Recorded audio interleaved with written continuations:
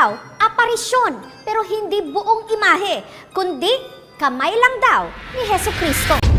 Kaway-kaway dyan sa mga nakakakita ng kakaiba raw sa litratong ito.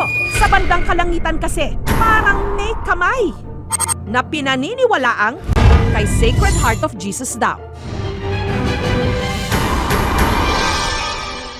Nagsimula ang lahat kung saan gamit ang cellphone camera ng 12 anyos na si Pedrito. Nagpicture-picture sila ng kanyang mga kalaro.